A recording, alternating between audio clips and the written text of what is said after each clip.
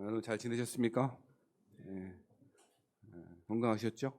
예, 잘 지내셨어요? 예, 엄청 덥더라고요. 예, 차라리 장마 때가 좋았다 싶을 정도로 장마 때는 습해서 죽겠다. 장마 끝나니까 더워서 죽겠다. 예, 우리 맨날 그 언어의 습관이 죽겠다 죽겠다 그러는데 요즘까지 살아있는 거 보면 하나님 은혜인 줄 믿습니다. 예, 살겠다 살겠다 해야 되는데 그 언어 습관이 참 그래요. 오늘은 열왕기상 19장 말씀이고요. 우리 신약 예수님의 질문들 끝나고 구약으로 넘어왔고요. 구약의 두 번째 시간입니다. 구약의 지난주 말씀 제목이죠. 질문이 아담아 네가 어디 있느냐. 근데 오늘 설교 제목을 보니까 네가 어찌하여 여기 있느냐. 목사님이 지난주 설교 제목을 똑같이 잘못 적었나? 아닙니다. 본문도 다르고 상황도 다르고 의미도 다르죠. 하나님께서 아담을 부르실 때 그 부르심은 은혜로운 추적자로서 그 회복시키고자 하는 거죠. 사람이 원래 미성년자의 특징은 책임을 질 수 없다는 거죠. 그렇죠? 하나님 앞에서 우리는 미성년자이고 제한 능력자이고 금치산자이고 그렇습니다. 태용이가 잘못하면 아빠가 책임을 지죠. 왜 그래요? 태용이는 아직 미성년자, 책임질 수 없는 사람이라는 거죠. 왜? 난 책임질 수 있는데. 그건 자기 생각이지. 김은수가 잘못하면 누가 벌 받아요? 엄마나 아빠나. 엄마가 받았으면 좋겠네요. 김은수는 책임질 수 없죠. 하나님이 우리에게 죄의 대가를 치르라고 하거나 책임지라고 하지 않으십니다.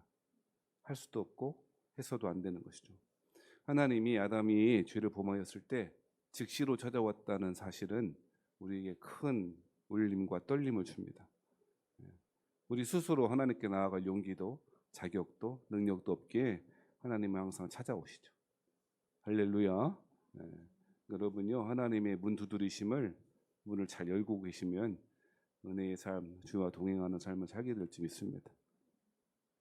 믿으십니까?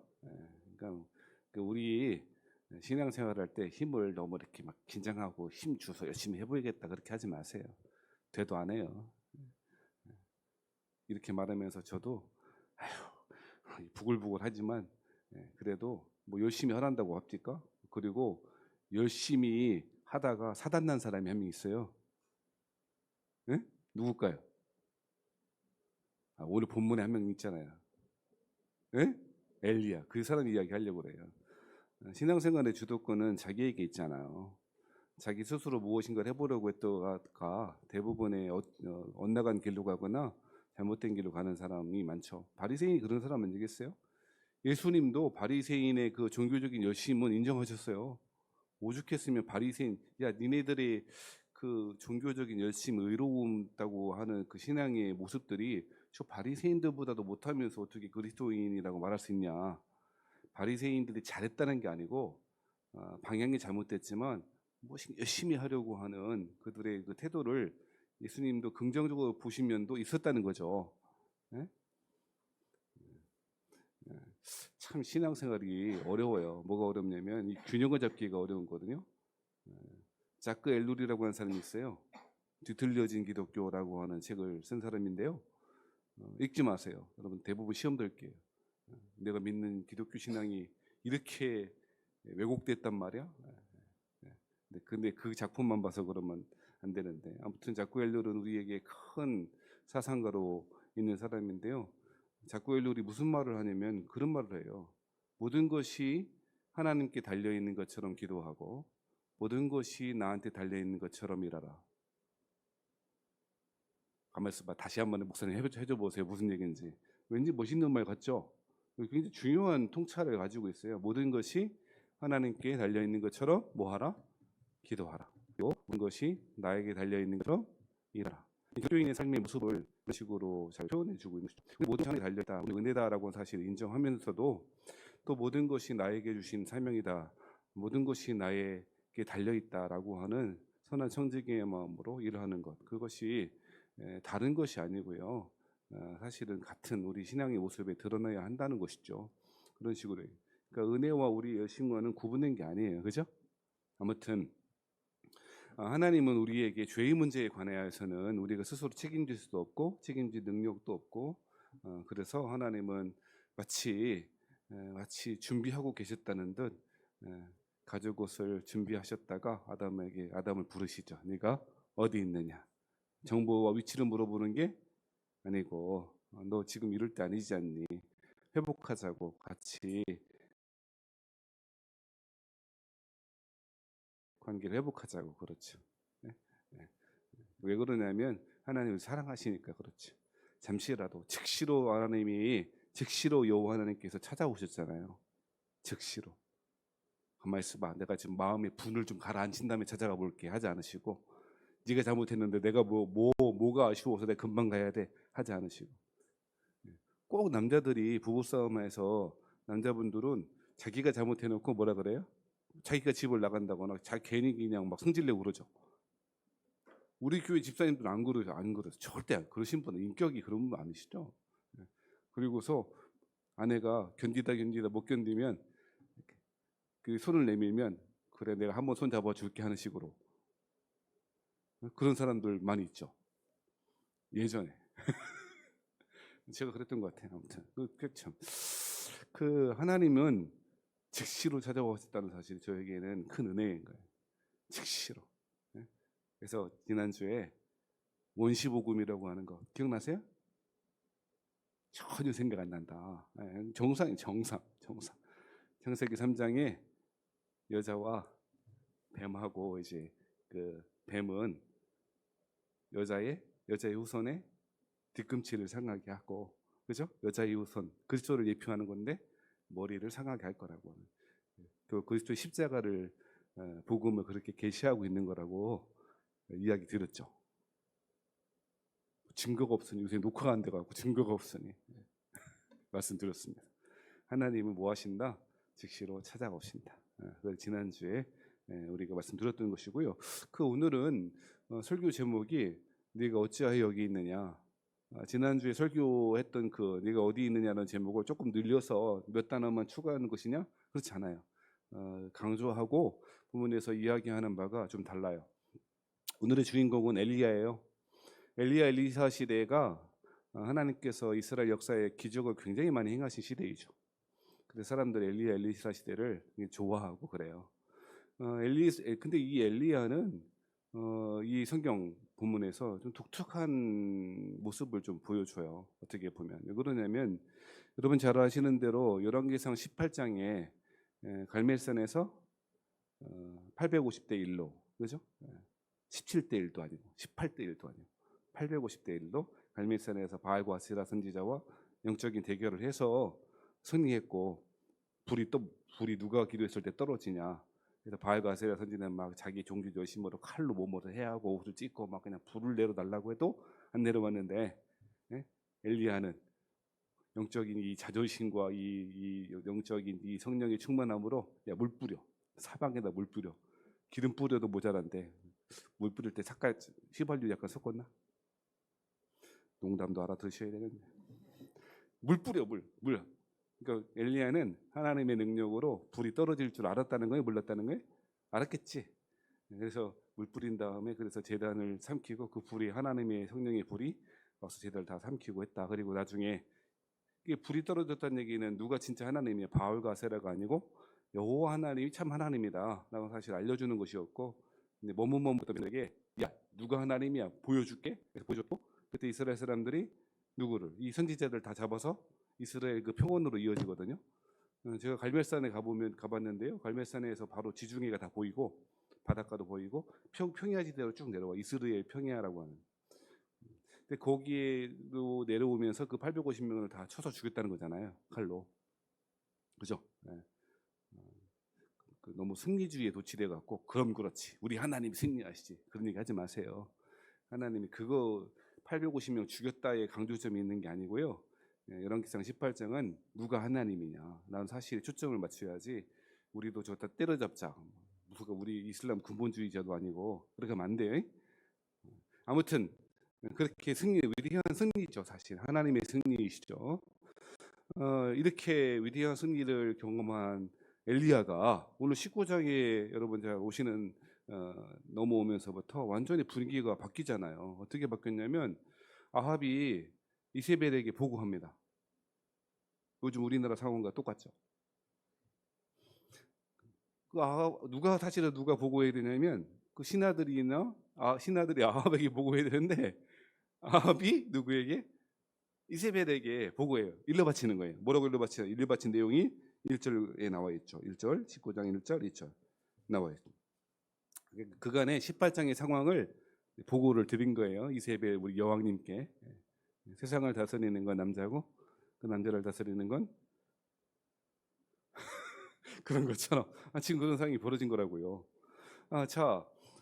이게 남자니 여자니 하는 성적인 구별이 아니고요. 그 가정의 영적인 주도권, 영적인 흐름을 누가 지고 있느냐에 따라 많이 달라지거든요. 이 깊은 얘기를 알 사람이 있으시죠? 그 가정이 영적인 가정이 된다는 것은 하나님이 그 가정의 영적인 권위를 누구에게 부어주느냐가 중요한 것이고, 좋든 나쁘든 이 영적인 힘이 이세벨이 그렇게 주도권을 쥐고 있다는 사실을 이렇게 잘 보여주고 있는 거죠. 아무튼 이렇게 하고 있는 거예요. 굉장히 우리나라하고 비슷한 상황이지 않나 싶어요. 자, 아무튼 그러고 있는데, 자, 조금 전까지 위대한 승리를 거두었던 엘리야가 어떻게 합니까? 사람들이 이제 이세벨이 그 엘리야를 죽이겠다라고 하는 말을 들은 거죠. 소문을 들은 거죠. 그래서 이 엘리야는 어떤 행동을 취하냐면 여러분 잘 아시는 대로 도망가죠. 자기 생명을 위해 3절에 자기의 생명을 위해 도망하여 유다에 속한 브엘세바에. 여러분 우리 지명에 대한 것들이 우리 굉장히 약하거든요. 사실 우리는 지명인지 인명인지 헷갈려. 사람 이름인지 땅 이름인지 헷갈리거든. 성경 읽다 보면 이해합니다. 어쩔 수 없어요. 익숙해지는 수밖에 없어요. 아까 전에 갈멜사는 갈릴리 서쪽으로 지중해 쪽에 붙어 있고 북쪽이 굉장히 북쪽이고요. 지금 3절에 나와 있는 유다에 속한 브엘세바라고 했잖아요. 브엘세바는 애굽하고 국경지대예요. 창세기에서부터 브엘세바 많이 나오죠? 그죠? 이삭도 어디까지 내려가? 브엘세바 여기까지 그냥 갈까 말까 여차하면 가겠다 이거죠. 그러니까 갈 수 있는 한 최대 남쪽으로 피난 나온 거예요. 여러분 아합이 북이스라엘 왕인 건 아시죠? 처음 들어봤는데 그런 북이스라엘하고 남유다로 나눠졌는데 나라가 북이스라엘의 왕이 아합인데, 그러니까 그 왕국에서 북쪽에서 선지자 사명을 감당하다가 어디까지 왔다고? 남유다로 왔고 남유다에서도 어디로? 제일 끝으로 왔다는 거예요. 그러니까 그 두려움, 그 엘리야가 느끼고 있는 감정적인 어려움들을 좀 느껴지세요? 도망강에서 어디까지 온 거냐면 제주도까지 온 거예요. 도망 왔다고. 근데 거기까지 브엘세바까지 갔는데도 조금 더 두려웠나 봐요. 그래서 어떻게 하냐면 4절 말씀에 자기 자신은 브엘세바가 광야인데 더 깊은 광야로 들어가서 하루쯤 가서 일단 로뎀나무 아래 앉아서 뭐라고 말하냐면 4절에 자기가 죽기를 원하이로되 여호와의 넉넉하오니 지금 내 생명을 거두시옵소서. 나는 내 조상들보다 낫지 못한 아이다 라고 하고 주무셨죠. 왜냐하면 북쪽에서부터 남쪽까지 그렇게 걸어올라니 얼마나 피곤했겠어. 그래서 5절에 로뎀나무 아래서 누워졌다라고 하는 거죠. 그 로뎀나무가 제가 보니까 가시나무하고 비슷해요. 우리나라. 그래서 실제로 로뎀나무는 뭐 되게 그늘이 많고 그렇지 않고요. 광야에서 관목 같아요. 낮은 나무야. 그러니까 거기서 잤다는 얘기는 겨우 그냥 그 햇빛 피할 정도나 되는 거기에서 잔 거죠. 아무튼 그렇게 했다는 거예요. 그런데 3절 끝에 보면 브엘사바에 도착해서 자기의 사원은 그 브엘사바의 그 사막 지역에 내버려 두고, 그럼 자기는 하루길 더 들어갔다는 거예요. 혼자. 왜? 산기도 하려고? 아니에요. 혹여나 누가 배신할까봐, 상환이 배신할까봐 그러는 거예요. 지금 두려움으로 완전히 사로잡혀서 얘가 혹시나 사주를 받아서 나의 위치를 저 북쪽 사람한테 알려주면 내가 죽겠구나. 그래서 브엘세바 갔다가 넌 가만히 있어. 너 여기 있어. 그리고 자기는 하루 더 깊은 사막으로 들어간 거예요. 여러분 이처럼 엘리야는 이 이세벨이 한 그 말 때문에, 물론 그 말 때문 아니겠습니다만, 굉장한 영적인 어려움, 침체, 두려움, 절망, 죽음에 대한 공포로 가득하게 됐다는 거예요. 젊어서 신앙생활할 때, 제가 전도사 때, 강도사 때, 목사 초보일 때는 엘리야의 850대 1이 더 좋았어요. 그리고 아이들한테도 가르치고 막 이렇게 강조하고, 우리도 여호와의 칼이 되자, 뭐 비느하스처럼 하자, 이렇게 그런 얘기 많이 했거든요. 틀린 얘기는 아닌데 제가 그렇게 더 좋아했다고요. 근데 지금 죄송합니다, 우리 권사님은 나이가 조금 먹어가고 있잖아요. 눈도 심해지고 지금 우리 교인들의 얼굴이 잘 안 보여. 표정도 잘 안 보이고 눈에 급격하게 노화가 왔는가. 루테인을 열심히 먹어도 개선이 안 되네. 아무튼 조금 그 나이가 조금 이게 차면서부터 무슨 생각이 드냐면, 이 엘리야의 지금 19장의 모습이 더 제 마음 가운데 다가와요. 처음에는 되게 이상했어요. 아니, 이렇게 위대한 승리를 거두고 싸그리 다 선지자들을 잡아서 죽일 정도의 위대한, 그야말로 완사이드하게 승리를 했는데, 어떻게 갑자기 이렇게 말 한마디 들었다고 이렇게 사람이 영적인 깊은 절망과 두려움과 공포에 사로잡힐 수 있을까? 있어요. 그거 논증에서 설명할 거 아니고요. 누구든 그럴 수 있어요. 그게 신앙생활 해보고 목회를 해보니까 알겠고요. 이게 경험되어져. 그냥 논리적으로 이해 안 되거든요. 하나님이 방금 전에 위대한 승리를 주셨는데 어떻게 저렇게 영적인 침체를 겪을 수 있어? 그럴 수 있는 게 사람이에요. 동의 되시면 속으로 끄덕끄덕. 그렇죠? 우리의 영적인 힘이, 영적인 능력이 날마다 강건할 수도 없고, 아침에 천국 갔다가 저녁에 저 음부에 떨어졌다가 막 그래요. 사람이 그런 거거든요. 그래도 조금 한 말씀 드리고 싶은 건 뭐냐면, 우리 시각이 하나님을 향하여 있지 않으니까 이런 일을 많이 겪더라고요. 무슨 얘기냐면 19장 3절에 보니까 그는 누구예요? 지금 엘리야거든요. 이 형편을 보고, 지금 뭘 보고 있어요? 이 형편, 돌아가는 상황, 그 말을 듣고 그런 뜻이겠죠? 그 소문을 듣고 그런 뜻이겠죠? 그 전까지는, 열왕기상 이 19장 이전까지는 항상 반복되어지는 어구가 있었거든요. 그게 뭐냐면 여호와의 말씀이 엘리야에게 임하였느니라. 이 말씀이 반복돼요. 그런 다음에 행동해요. 왜냐면 하나님의 말씀 듣고 행동한 사람이거든요.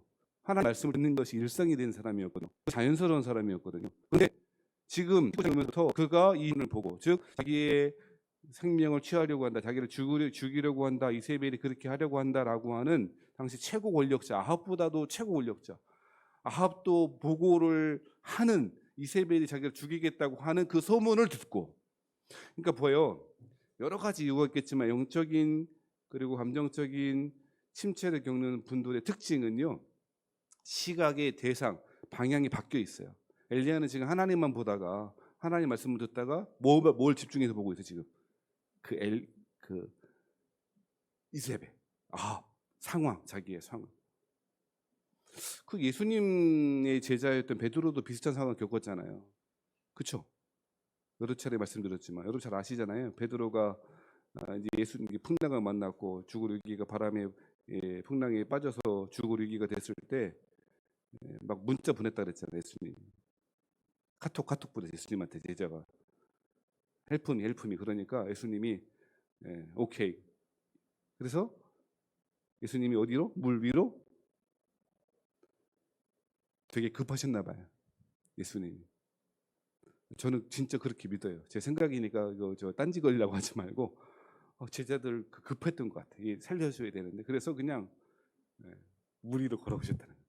그러니까 베드로가 어떻게 해요? 유령인가 하여 두려워했죠. 그런데 귀신이면 떠나가고 주님이면 나를 명하여 물 위로 걸어오게 하소서 그랬잖아요. 내니 두려워 말라 그러잖아요. 그래서 한번 와봐 그런 거죠. 그래서 베드로가 어떻게 합니까? 참 그 용기는 대단한 거예요.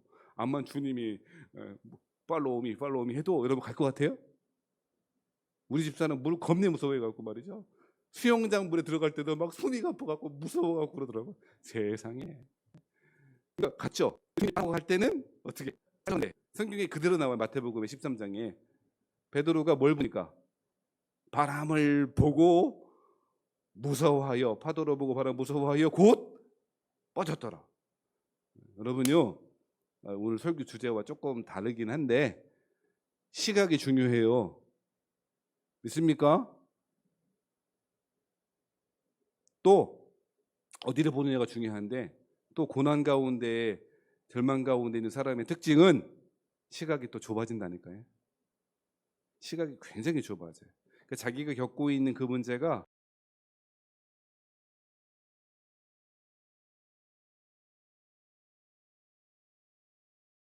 자기 인생의 모든 문제라고 생각하고요. 이 사람과의 관계가 자기의 인생을 괴롭히는 가장 중요한 문제라고 생각하는 경향들이 있어요. 그래서 그것만 해결되면 행복할 것 같고, 이 문제만 해결되면 모든 것이 좋아질 거라고 하는 착각들을 해요. 왜 그러냐면 시각이 좁아져서 그래요. 그래서 항상 자기 문제, 자기 생각에 빠져 있죠. 엘리야가 오늘 본문에 정확히 그래요. 실제로 엘리야가 하는 말이 뭐냐면, 나도 내 조상들보다 낫지 못합니다 라고 말하죠. 그러면서 뭐라고 하냐면, 오직 누구만 남았다. 10절 말씀에 10절 말씀과 14절 말씀은 똑같은 말씀이죠. 반복되는 건데 10절 말씀에 보니까 내가 만군의 하나님 여호와께 열심히 유별하오니 이는 이스라엘 자손이 주의 언약을 버리고 주의 제단을 헐며 칼로 주의 선지자를 죽였음이오며 오직 나만 남았습니다. 오직 나만 남았습니다. 근데 여러분, 이 말이 사실이에요, 아니에요? 아니에요. 왜 그러냐면 예수님이 이제 그 하나님이 정보를 줘요. 18절 말씀에 여러분 잘 아시는 유명한 말씀이죠. 내가 이스라엘 가운데 7,000명을 남기리니 다 바알에게 무릎을 꿇지 아니하고 다 바알에게 입맞추지 아니한 자라. 하나님은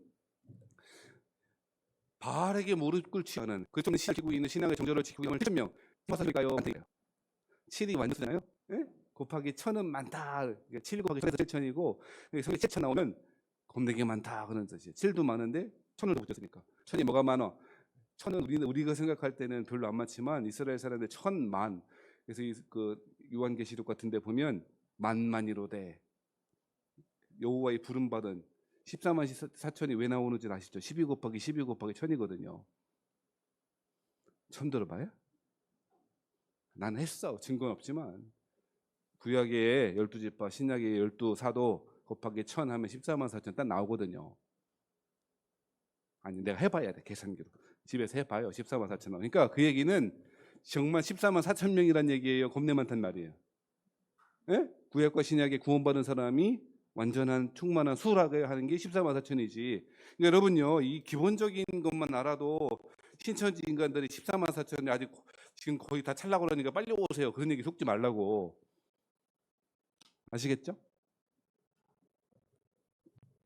아무튼 18절 말씀에 하나님은 바알에게 무릎 꿇지 않은 7,000명이 있다라고 사실을 이야기해 주시잖아요. 실제로. 그러니까 엘리야가 오직 나만 남았어요라고 하는 말은 지가 하나님의 공동체, 하나님의 백성부부터 떠나서 브엘세바까지 오고 거기에서부터 사원 놔두고 하루길 더 들어가서 광야에 숨어 있기 때문에 혼자 있는 거지 사실이 아니라고요. 자신만 신앙을 지키고 있는 것처럼, 자신만 모르지 신앙의 질문, 선지자의 설명을 짊어지고 있는 것처럼 생각해서 안 되는데, 그 왜 그러고 있냐는 거예요. 왜? 두려움과 절망에 빠진 사람은 시각이 항상 좁아진다니까. 그 절대적인 그 법칙같이 그러더라고요. 살아가신 여러분요, 우리의 시각이 세상을 바라보고 상황을 바라보고 소문을 듣고 하나님의 말씀 집중하지 아니할 때 우리는 절망에 빠지고요. 그 결과로 시각이 좁아져서 우리 주변에 아무것도 안 보여요. 불행한 일이라고. 엘리야는 하나님의 음성을 듣는 사람이었어요. 그게 선지자죠. 그럼에도 불구하고 하나님의 음성을 듣는 것이 아니고 자기를 죽이겠다 위협하는, 실제로 죽이지도 않았을 거예요. 사실은 학자들이 많이 평가해요. 왜 그러냐면 지금 상황이 어떤 상황이냐면 850명의 선지자들, 아마도 이스라엘 전체에 있는 바알과 아세라 선지자의 총수였을 거라고, 거의 다 왔을 거라고. 근데 다 일순간에 다 다 처단했잖아요. 그리고 이스라엘 사람들 뭐라고 그랬냐면, 읽지 않았지만 18장 39절에 모든 백성이 보고 엎드려 말하되 여호와 그는 하나님이시로다, 여호와 그는 하나님이시로다 라고 그냥 이 격앙된 분위기라고. 분위기 이해되세요? 그런데 그 상황에서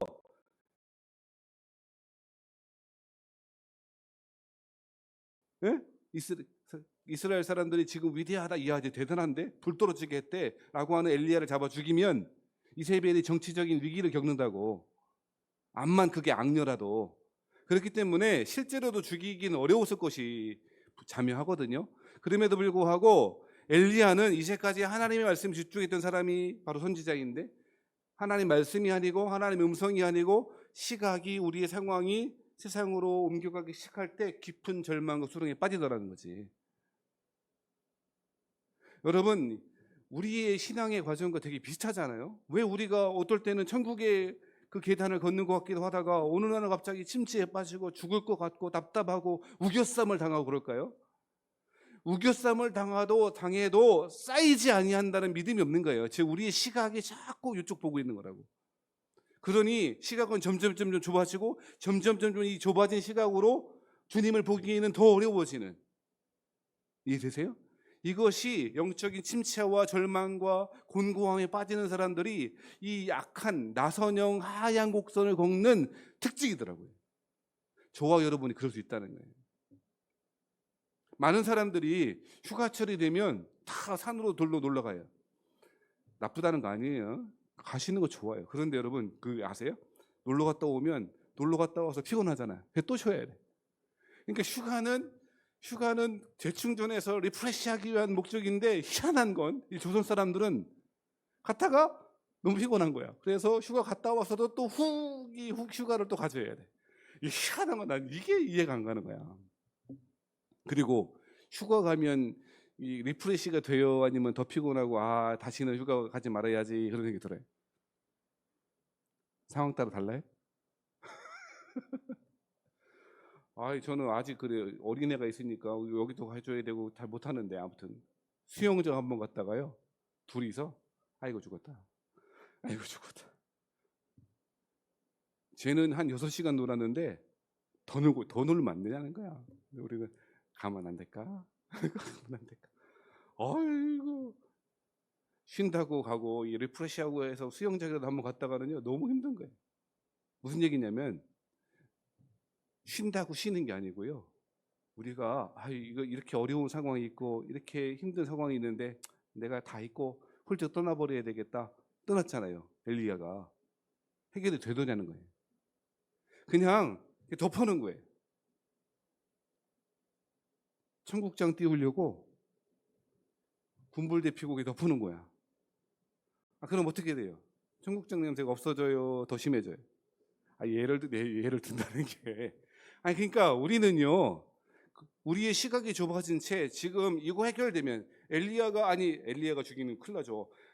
이세벨이 날 죽인다라고 하는 그 상황에 집중해서 그것만 보고 시각은 좁아지고, 그래 해결할 길은 자신의 없음을 발견하고 도망가는 것, 피하는 것, 그리고 덮어두는 것, 그냥 그것이 일반적으로 엘리야 신드롬을 겪는 사람들의 특징인 거예요. 해결돼야 안 돼요.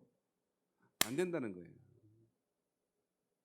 각설하고. 그러면 영적인 침체와 영적인 곤고함과 영적인 지침 가운데 하나님이 엘리야를 회복시키는 결정적인 일들이 벌어지고 있는데, 그 사실을 보자는 거예요.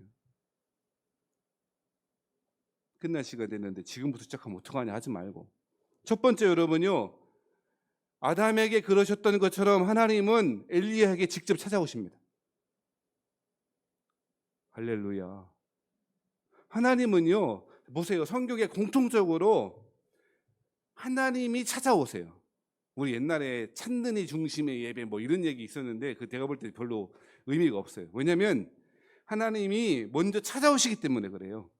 삭개오에게도 먼저 찾아가시고 아담과 하와에게도 찾아가시고, 나 죽여달라고, 난 조상들보다 나은 게 하나도 없다고. 실제로 엘리야 같은 선지자가 어디 있습니까?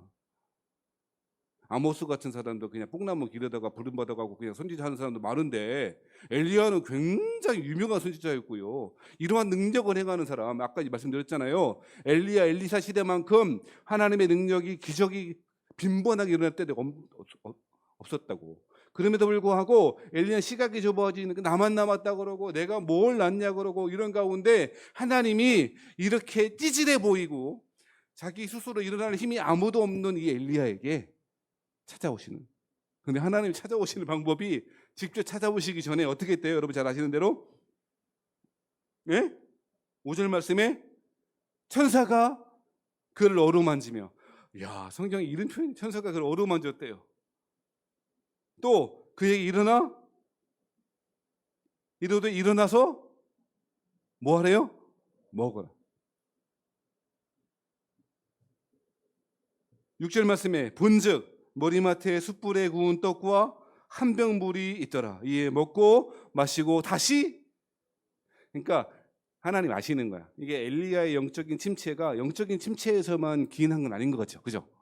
육신적인 곤고함도 있었던 것 같아요. 안 그렇게 왜 그러냐면 이제까지 여러 가지 그 850대 1로 싸우고 엘리야의 그 여러 가지 사역들을 보면 그래도 그럴 것이 지치죠.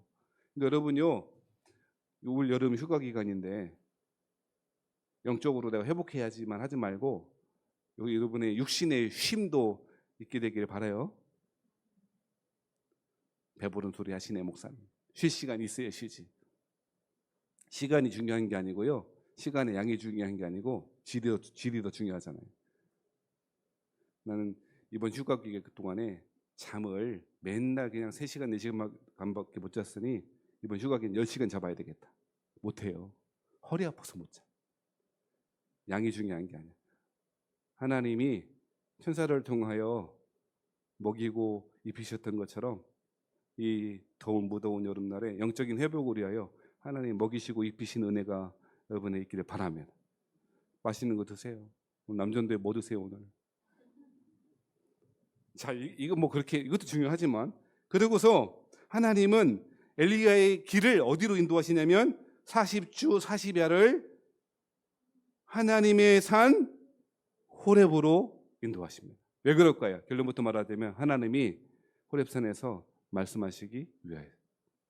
하나님은 그냥 말씀하시지 꼭 호렙산에서 말씀하셔야 돼? 이유가 있었던 것 같아요. 왜냐하면 여러분 잘 아시는 대로 하나님이 엘리야를 회복시키기 위해서 말씀하시는 것이 필수일 텐데 호렙산이면 왜 호렙산이냐? 여러분 호렙산에서 시내산에서, 호렙산이 시내산인 거 아시잖아요. 시내에서 무슨 일이 벌어졌죠? 언약 맺을 때 불, 지진, 그죠? 그런 일이 벌어졌잖아요. 이런 사건을 지금 재현하고 있으신 거죠. 그런데 희한한 건 11절 말씀에 여호와께서 이르시되 너는 나가서 여호와 앞에 서라 하시더니 여호와 앞에 서고 간 밤에 시내에서 출애굽 19장에 있었던 사건이 재현되잖아요. 강한 바람이 가고 바위를 부수고 바람 가운데 여호와께서 계시지.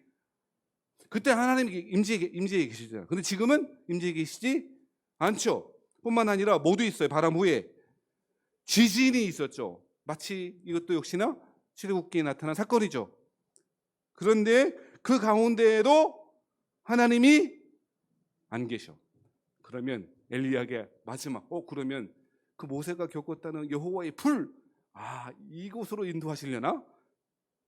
그런데 가보니까 또 지진 후에 뭐 또 있어요. 또 공교롭게 불도 있는데 그 불 가운데에서도 여호와께서 계시지 않더라는. 여러분, 지진, 급한 강한 바람, 또 불은 하나님의 능력, 하나님의 권능, 그런 걸 상징하는 거잖아요.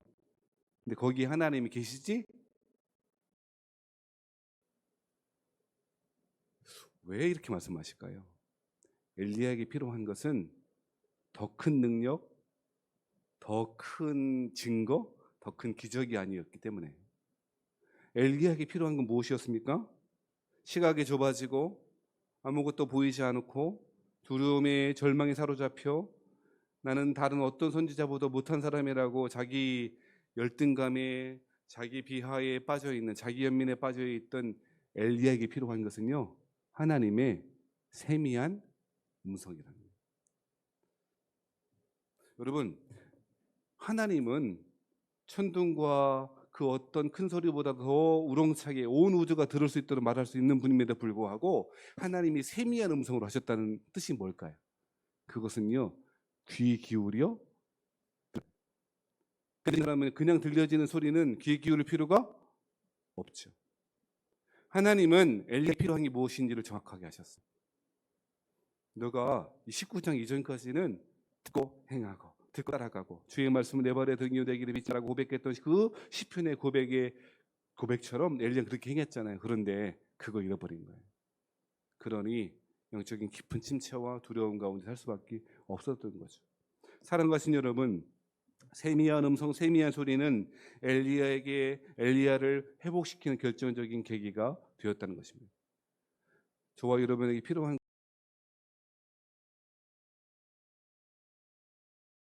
것도 그거 아니겠어요? 여러분, 우리는 죄송합니다. 이렇게 말씀드리면 좀 죄송합니다만 설교도 소음이 되어버렸어요. 하나의 말씀 듣는 설교도 소음이 되어버렸다. 채널 돌리듯 그냥 유튜브 채널 돌리듯 하나의 말씀을 그렇게 받아요. 그러니 귀 기울여 듣지 않아요.